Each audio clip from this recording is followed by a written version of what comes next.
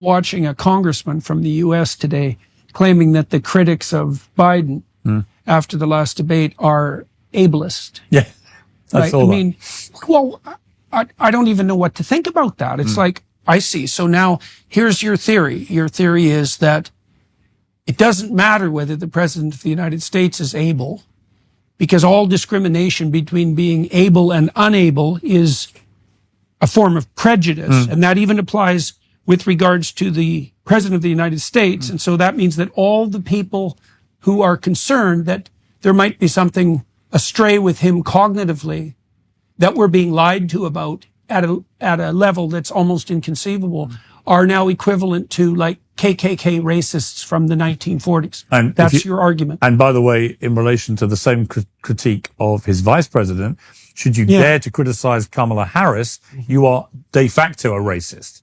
That the only reason Gavin Newsom said that the other day. The only reason that you would feel the need to criticize this black woman who's vice president is not that she's been completely incompetent in her job, which any impartial observer would conclude, but it has to be because of her skin color and her gender. And even though that's why she was put in the damn position to begin with. Joe Biden said publicly, I want a black woman.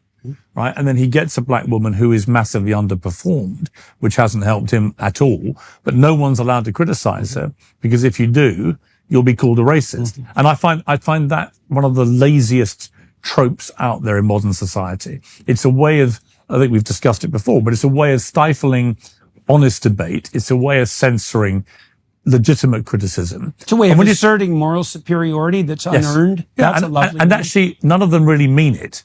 I mean, it is the genuine epitome of virtue signaling. What they're really, I mean, I remember for example, I remember, when the George Floyd, murder happened, and it was a horrific incident, of course.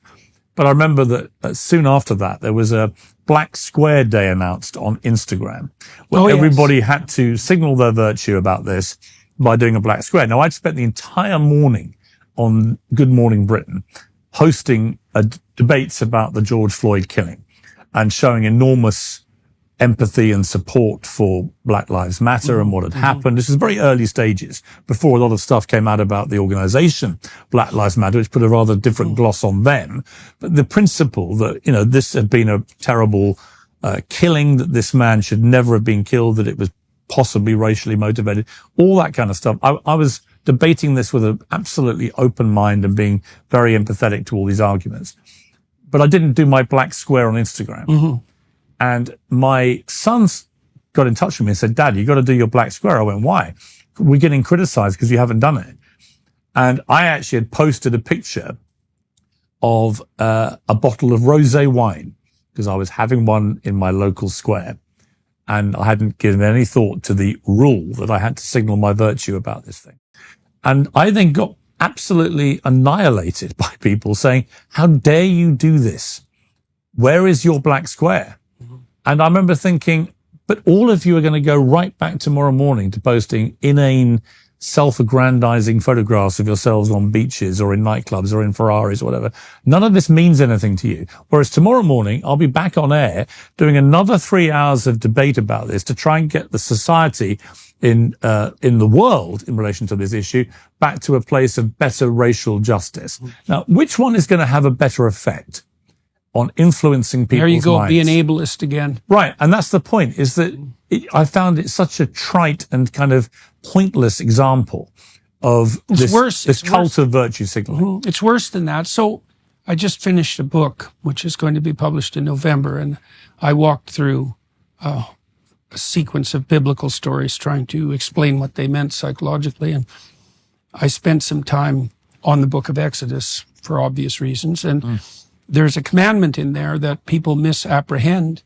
So I think it's the third commandment. Don't use God's name. Thou shalt not use the Lord's name in vain.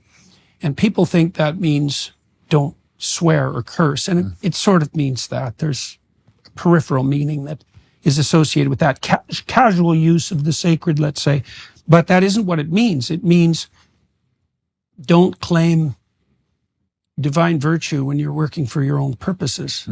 And the same thing happens in the gospel account, say, because the Pharisees, who are Christ's primary enemy, are the people he accuses of utilizing the sacred, the deepest, so you could say compassion even, given its proper place, for their own self-aggrandizement. They're praying in public. They're trying to occupy the best seats in the marketplace. They want the best seats in the synagogues, etc. That's the accusation. And so that virtue signaling, it's not merely, it's an expression of an unbelievably deep and ignorant narcissism, right? It's part of the victim-victimizer narrative, first of all, which explains all of history with no cognitive effort. And then it's these performative gestures that make you morally virtuous, yes, right? And one of the consequences of that too is as soon as you're morally virtuous like that, you get to specify the victimizer who's your enemy and tear them into shreds, and that's actually a moral act. And I mean, you saw a bit of that, you said, with the black square.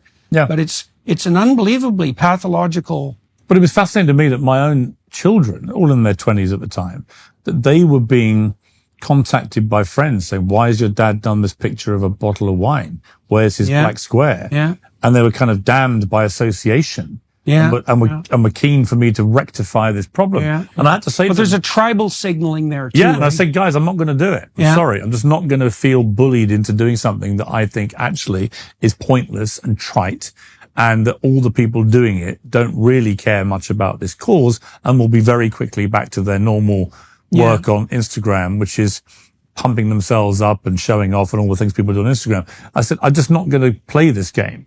Well, there's no cost to doing it, right? To putting up a black square. Right. You can indicate There's no someone's sacrifice. commitment. That's exactly right. There's no sacrifice. There's no hard work Why did you required. use sacrifice? Is that?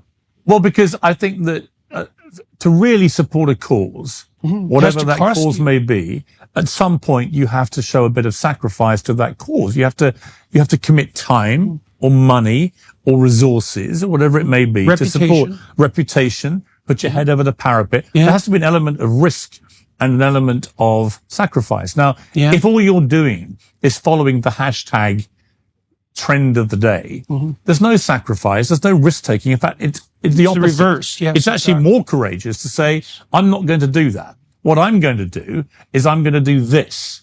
And it's a far more tangible and effective way of trying to get racial injustice to a better place.